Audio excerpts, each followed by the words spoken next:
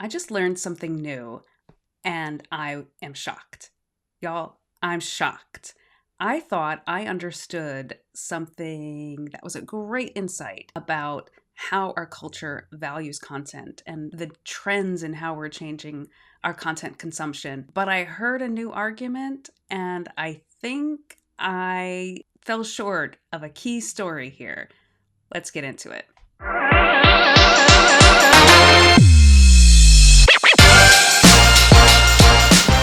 I was listening to my favorite podcast about AI, Hard Fork. If you don't know it, look it up, follow.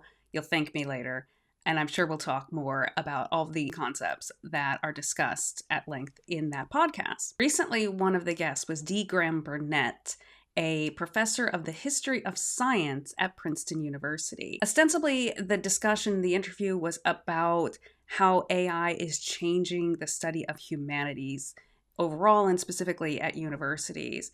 But the lightning bolt for me was when the guest, D. Graham Burnett, said to the hosts that they needed to come to terms with the idea that our culture is thinking more in terms of short form than long form, that the age of long form content, and he was specifically meaning novels, well, I think that's what he was meaning, that age was coming to a close, whether we like it or not, that we need shorter, briefer texts. Now, of course, if you like TikTok, like I like TikTok, you're all about the shorter, briefer text.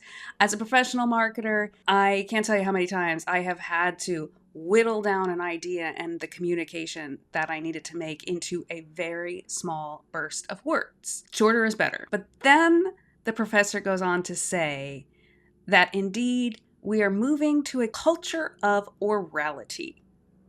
Let that sink in for a minute. A culture of orality. And I had not really thought about that before. I'd been concerned for the last 15 years that we're moving away as a culture, away from the written word to a culture of video making, video consumption. We're all doing more and more of that. But he posits that we're actually moving to a culture of orality. I'm starting a podcast. That kind of makes sense. This is mostly an oral tradition podcast. Now we have video podcasts too, but you get what I'm saying. If you think about the implications of a culture of orality versus written words and text, there's a lot to unpack there. I'm just at the beginning of my journey of exploring this concept. I found out there's a seminal work from the early 80s by Walter Ong called Orality and Literacy. I've ordered it from my local library. If I could get it as an audiobook, I would, because that's how I normally consume the written word, whether it's fiction or nonfiction. I prefer to listen than to read with my eyes. What does that say? I don't know. Have any of you heard of this concept? What do you think about our culture moving from a written society to an oral society? What implications does that have?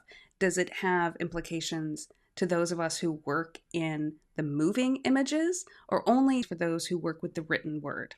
Let me know.